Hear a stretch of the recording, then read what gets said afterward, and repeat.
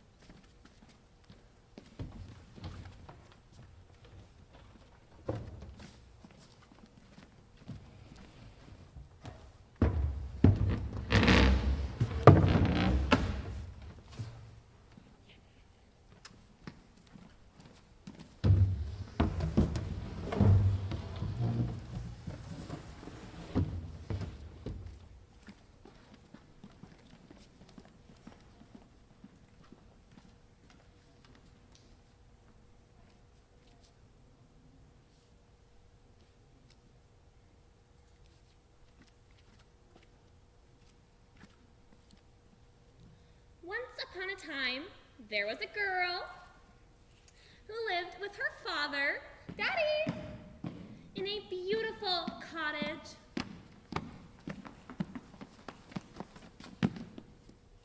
Stunt double. Here, you be a tree. This is discrimination. On the edge of the forest. One day, her father brought home a new wife who had 2 daughters of her own. These girls had pretty faces, but wicked hearts. They began ordering around the man's daughter like a servant. Ella! Coming. Servant. I'm sorry, yes. Ella. The daughter worked day and night to please her stepsisters. Her nice clothes became rags. She was always covered in soot and cinders from cleaning the fireplace in the kitchen.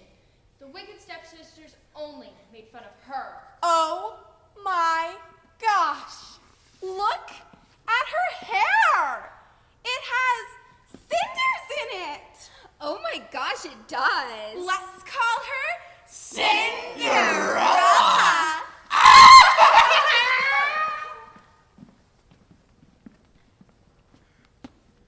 One day, word came that there was to be a great ball held at the palace. Yo, party at the princess! Cinderella, excuse me. I know, I'm sorry, I'm working on it. I'm trying. I'll go faster. The prince would choose his bride at the ball.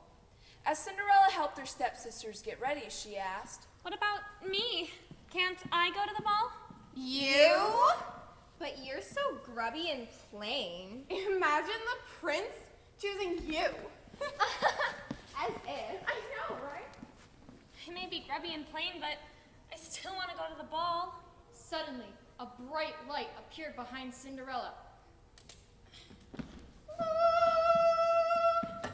She turned around to find a strange woman with wings, dressed in a long silver cloak. I'm your fairy godmother. I'm here to grant you your wish. You are a good girl, and you deserve to go to the ball. Right. But how can I?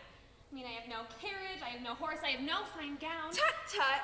And waving her magic wand, Cinderella's tattered dress became a shimmering silver blue ball gown, and her wooden shoes became slender glass slippers. Fairy godmother, how can I thank you? Never mind me. You just hurry to the ball. But remember one thing. At midnight, everything will return as it was. So, my dear, you must leave the ball before the last stroke of 12. Okay, thank you.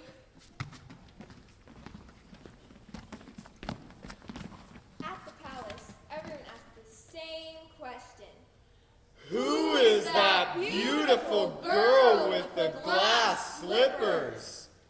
The prince was enchanted by her beauty and her stories of mice and pumpkins. They danced all evening, and Cinderella had a wonderful time. But then the clock began to strike 12. Boing! Boing! I'm so sorry, but I must go. The prince ran outside after Cinderella, but all he saw was a slender glass slipper. Search the kingdom for the owner of the slipper, for she is to be my bride. The prince's men searched high and low.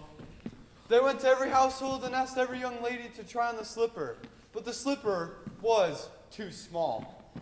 Finally, the prince's men arrived at Cinderella's house. And when they got there, the elder stepsister eagerly took the slipper to try her luck, but it didn't fit her.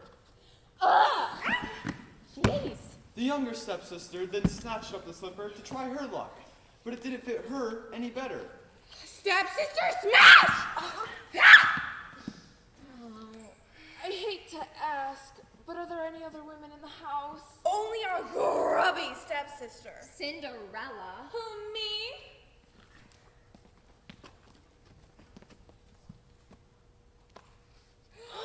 A perfect fit. My dear!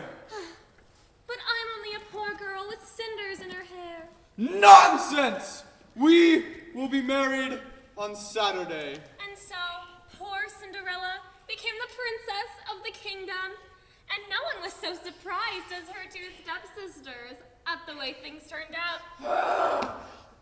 Cinderella And the prince. lived happily Ever. Actually, everything you just heard was a fabricated tale. You know the story of the poor girl who had the wicked stepsisters who ended up marrying a prince. Hello.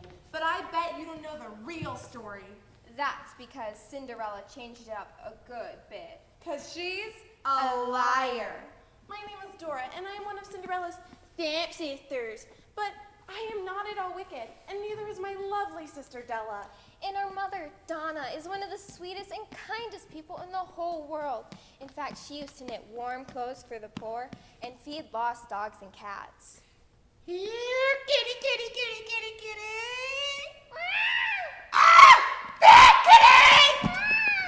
But Cinderella really gave us all a bad reputation with her fantastical stories. Cinderella was always in trouble for telling stories. Her father made her stand by the fireplace for punishment. She stood there so often getting cinders in her hair that one day she cried, You might as well call me Cinderella. Then came the day of the prince's ball.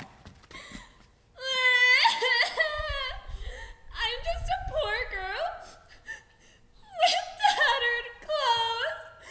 But my fairy godmother is gonna come and visit me, and she's gonna give me the stuff I need to go to the ball. Now, you see, this was, of course, ridiculous. You see, Cinderella's father was always buying her nice clothes to wear. Nice clothes that she never took care of. My fairy godmother has visited me. She has turned my tattered rags into beautiful clothes. Yay.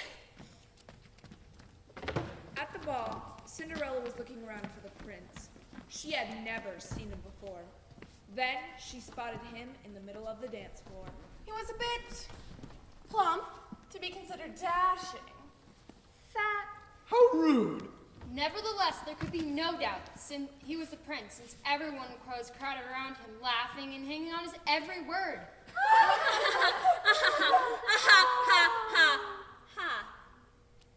When the music started, Cinderella boldly marched up to him and cooed, Your Majesty, I am honored. Then she told him all about herself, only, of course, it was all made up. I am a princess from a faraway kingdom. In fact, my kingdom is in the clouds. I came to Earth on a magical moonbeam just to dance with you, Prince. Oh, how wonderful! Then he told her all about himself.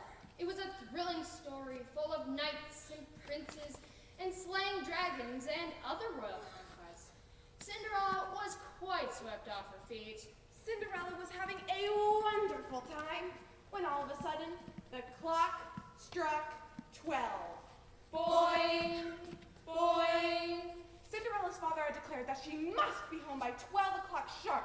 Otherwise, he would take away all of her precious privileges. I have to go.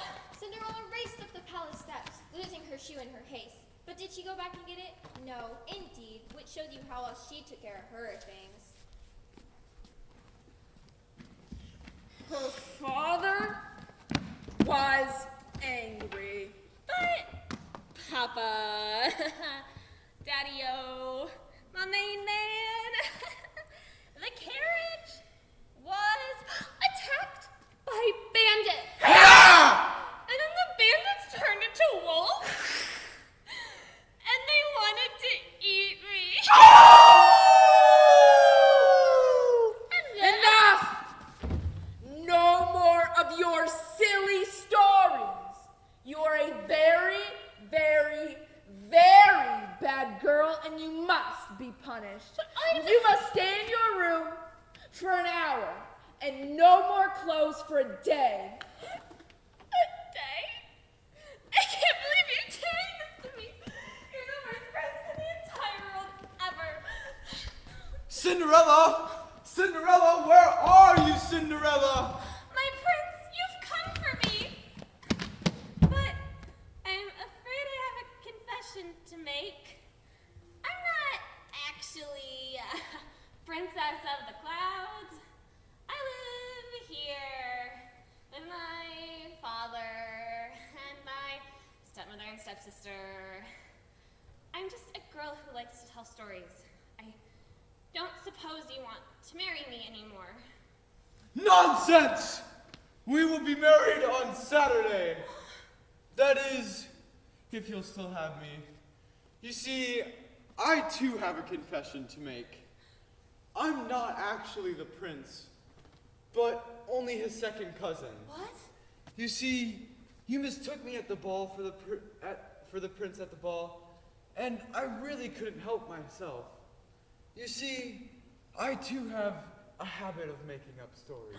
Liars. Well, I think you're just too cute for Oh! And so, Cinderella and the prince's second cousin were married. And oh boy, did they make the perfect couple. They moved into a little cottage, which they called Castle of the Air. And they spent their time telling each other amazing stories. People said they had such a talent that they should go into the fairy tale business. So that's just what they did. Together, they wrote wonderful stories that delighted the children of the kingdom. They became the greatest storytellers of their time. And every story they ever wrote ended in these words. And everyone lived happily ever after. Actually, What? I'm just